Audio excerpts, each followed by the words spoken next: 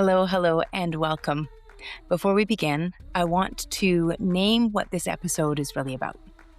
If you have been feeling stretched thin or uncertain about the future, quietly worried about things you can't control, or you're just tired in a way that rest doesn't seem to fix, this conversation is for you. We are living in a time where uncertainty is constant. And when uncertainty becomes constant, the nervous system stays on alert. Today, we're going to talk about power, but not power as control, not power as force, not even power as dominance. We're going to talk about why presence is the only real power available to us in uncertain times. The intention here is for you to leave feeling a grounded understanding of why trying harder isn't working, and why more information isn't calming you, and why returning to presence restores something that nothing else can. If you are new to this channel, welcome. I'm Dawn Elgin, your host, the founder of Practical Spiritualism, the Aligned Human Project, as well as the co-creator of Field and Form, the 12 laws of co-creation that bridge science and spirit. Let's begin. Welcome to the Aligned Human Project podcast, where consciousness meets creation and hustle gives way to harmony. I'm Dawn Elgin, contrarian soul guide, spiritual CEO, and founder of Practical Spiritualism. This is a space where we explore what it truly means to be human, aligned, awakened, and in flow with the field of life itself. Together, we'll bridge science and spirit, energy and embodiment, purpose and prosperity, so you can remember who you are beneath the programming and reclaim the power to create in full alignment with your soul. Because the next evolution of humanity isn't out there, it's in here. This is the Aligned Human Project. As a whole, we are all in a moment culturally where economic certainty is real. Global instability is visible. Systems are crumbling, and our faith in them as well. Social polarization is high.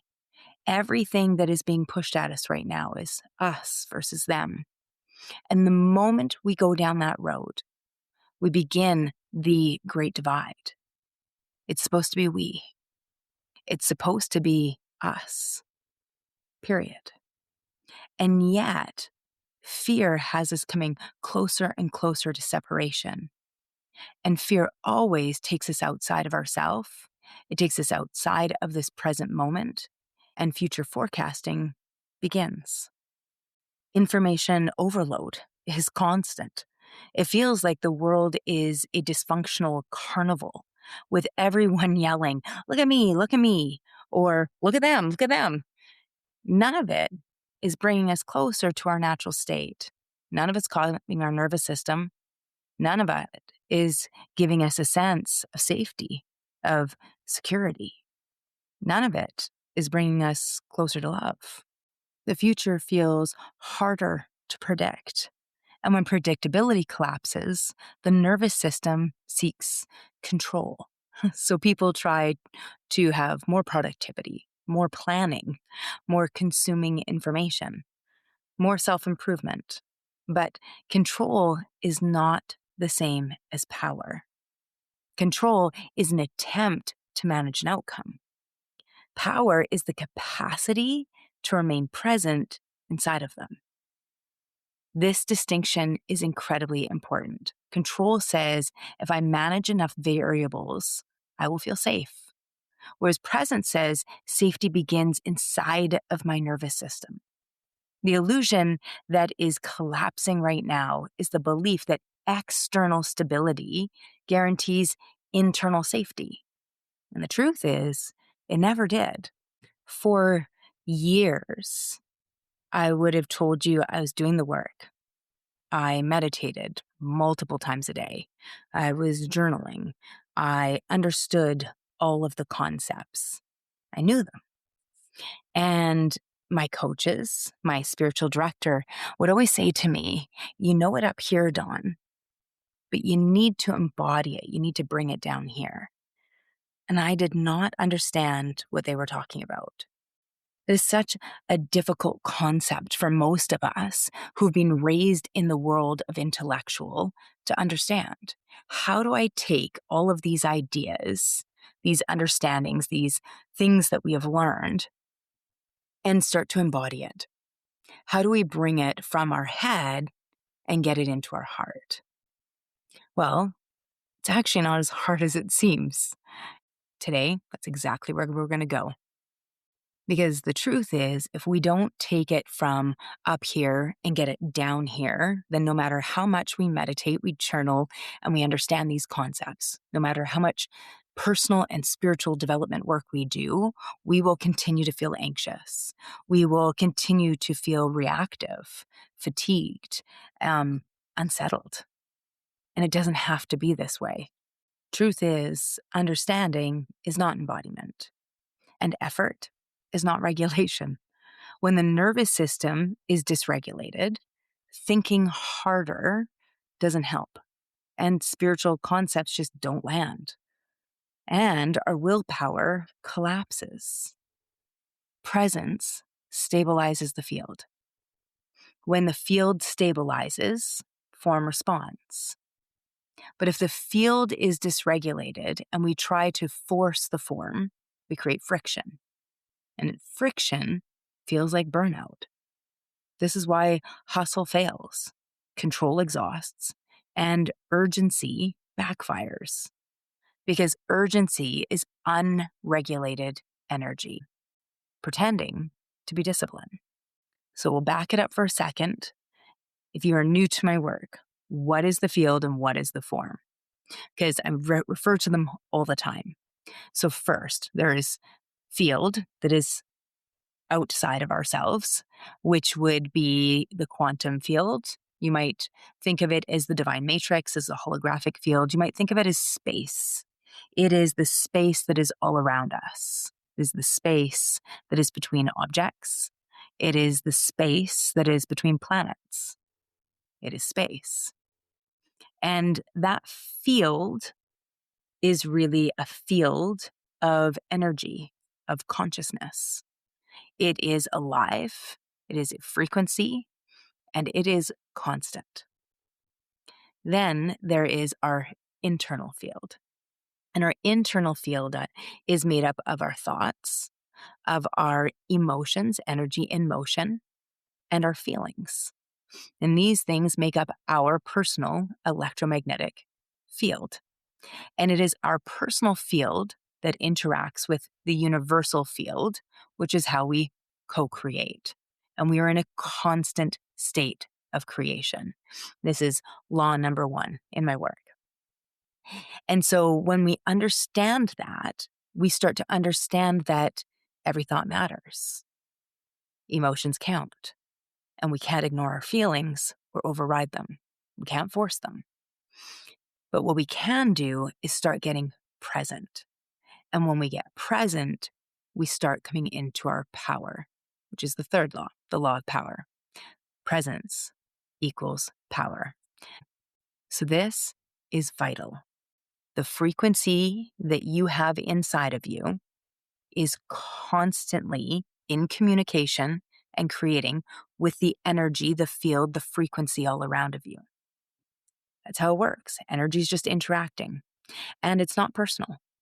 So therefore, when we don't like what we are seeing around us, when we see anger and fear and rage, what we are seeing in our outer world is a perpetuation of what's in our inner field. And so if we want to change what is happening around us, we need to change what is happening within us. That is where true power lies. You see, presence isn't passive. Presence is not zoning out. And presence is not suppressing fear. Presence does 3 things. 1, it stabilizes our nervous system. When you are present, you are not projecting into imagined futures. You're here. And here is always more manageable than imagined catastrophes. 2, it restores awareness. And awareness gives you the space between stimulus and response. And without that space, you react. And with that space, you choose, you respond. And then 3, it returns choice. And choice, well, choice is power, not control, choice. Power is not controlling what happens. Power is choosing how to meet what happens. This is law 3, fully embodied. Presence moves to awareness. Awareness gives us choice, and choice is our power. And then we just repeat the rhythm. Presence gives us awareness. We can choose or respond, and that's where all of our power lays. Repeat the rhythm over and over again. And if we lose it, if we come into a moment of being what they would call unconscious, which really means that we're in habitual consciousness, which is why they term it as being asleep, because you're not in control of the wheel, you're on autopilot. And when we find ourselves that way, and we will, almost all of us, I'll say almost, because I'm sure there are some enlightened people out there.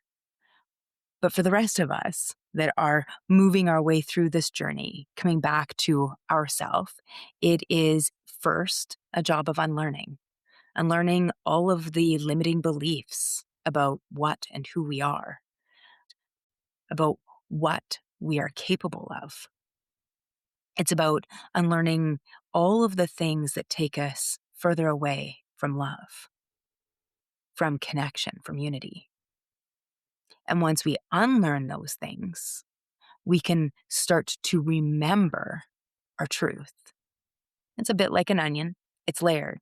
We learn a little, we remember a little. We learn some more, we remember some more. And on it goes. And it's a commitment. It's a journey. We're given the first 20-ish years of our life to play, to explore, to make mistakes.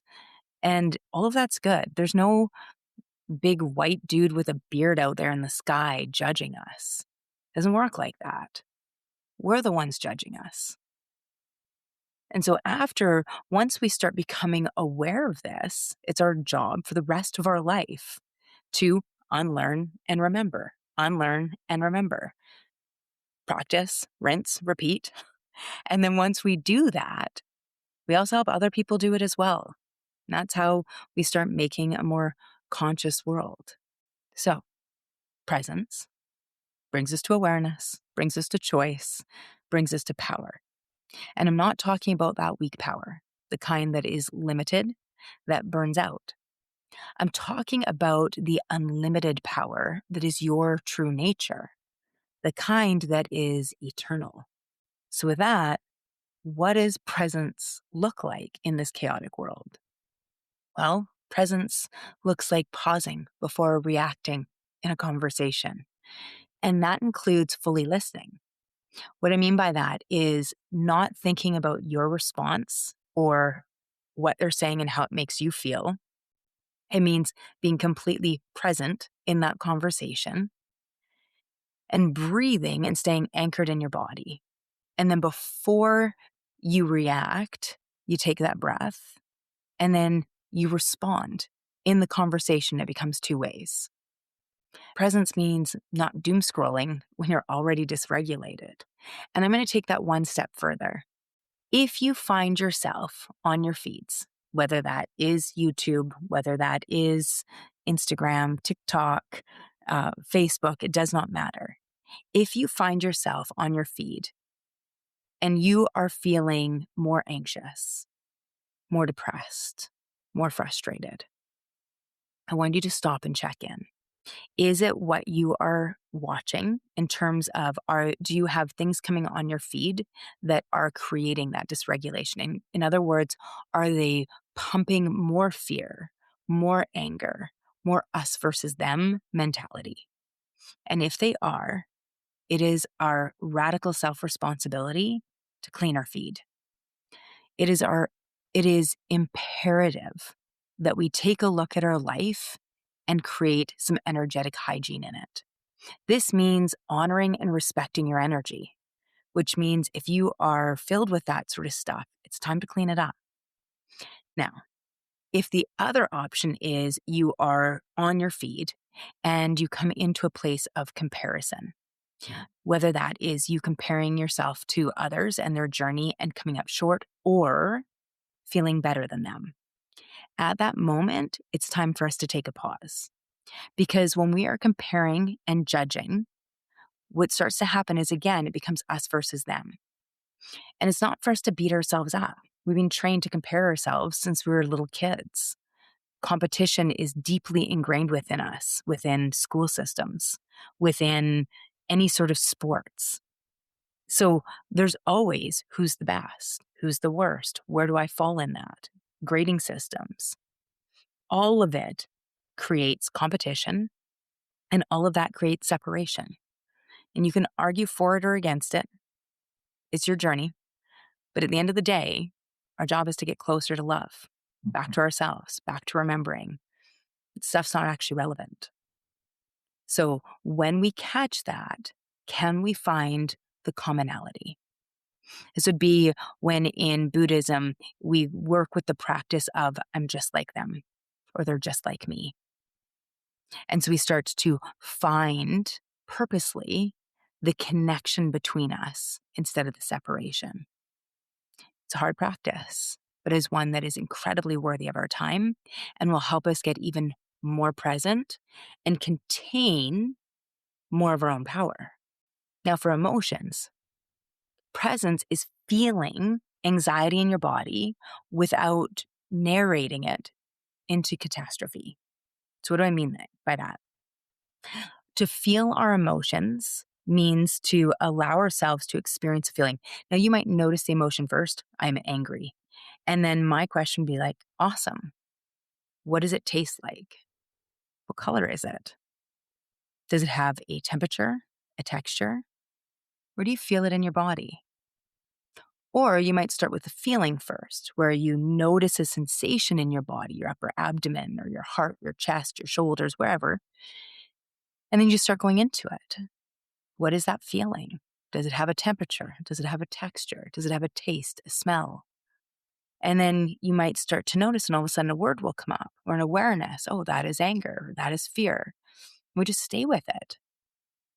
We just stay with it and we breathe into it. Can we slow our breath down? What happens to the feeling, the experience that you're having when you start to slow your breath? What happens when you bring all of your awareness to it and breathe into it? What does it change into? Because energy is always in motion. It doesn't stay static. It doesn't ever stay the same. So what will it change into? And with that, presence is also choosing one aligned action instead of spiraling. So instead of spiraling into the emotions, into the feelings, into the external experiences, presence lets us start to go, what is aligned with who I choose to be? What is aligned with my values? Or its aligned action can be staying completely present with that emotion. That, to me, is the act of courage, to stay present in discomfort. Instead of running, can we sit? Can we stay? Presence does not require the world to calm down. It requires each of us to come home. You don't need certainty to feel powerful. You need presence. Certainty is external. Presence is internal. Certainty is fragile. Presence is renewable. When one person returns to presence, the entire field shifts. Regulation is contagious. So is dysregulation. So the question is, which one do you want to contribute to? So with that, I want to leave you with a practice because it's all good in theory, but can we practice this and create some sort of a little ritual or routine that will help us bring this into our life every single day? So here's your practice. First, I want you to start by feeling your feet on the floor. If you're sitting up, your feet are up, maybe it's feeling your buttocks in the chair that you're sitting on. Whatever it is, just feel that connection. And then I want you to notice your breath. Now, you can do this with your eyes open, or if you want to take this a little deeper, if you struggle because of that external environment, we can always close our eyes and come to an internal experience. So just notice your breath. Is it shallow? Is it up in your shoulders? Is it in your upper quadrants of your lungs, in your chest? Is it in your belly? And if it isn't, can you soften your thighs, soften your hips, maybe draw your chin in a little? That'll just give you that feeling of protecting your throat. It's all subconscious. Can you soften the pelvic floor, your buttocks? To let that breath drop in just a little deeper. And just feel that breath. Let it slow. And as you settle into your own body, into your own breath, I want you to just let one worry surface. Just allow it. And that might take a few moments. If you're not having one come up, it's totally okay. Just pause this video and give yourself a moment to allow the worry to surface. We're just going to stay present with that worry for one full breath. I'm not pushing it away. It's not wrong. It's not right. It just is what it is. Just a worry. Just a concern. And just stay present with it for one full breath. And notice what didn't happen. The world didn't collapse. You didn't dissolve. The fear moved. That is power. Not dramatic power, steady power. Just breathe that. You are so much more powerful than you believe. So much more powerful than we understand. So how do we integrate that? Well, questions. Where are you trying to control what cannot be controlled? Politics, governments. Where are you exhausting yourself, chasing certainty? Jobs, family, friends. And what would shift if you chose presence instead? Remember, alignment isn't about eliminating uncertainty. It's about stabilizing yourself inside it.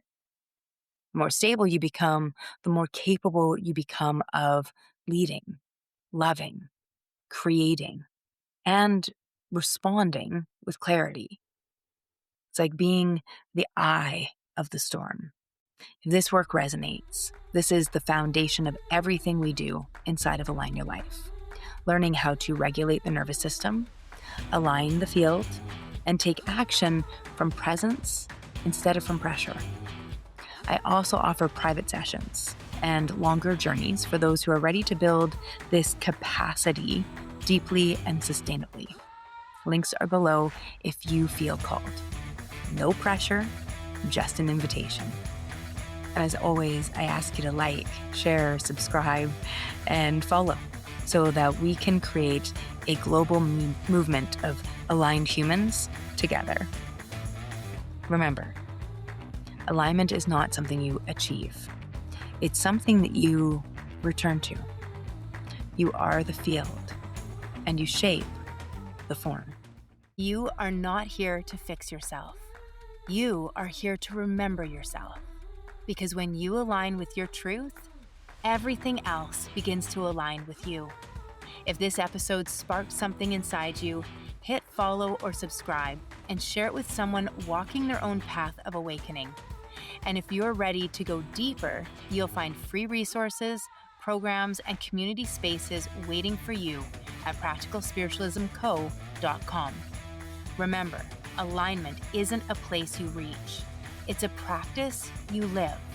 So keep pausing, keep feeling, keep aligning. You are the field. You shape the form.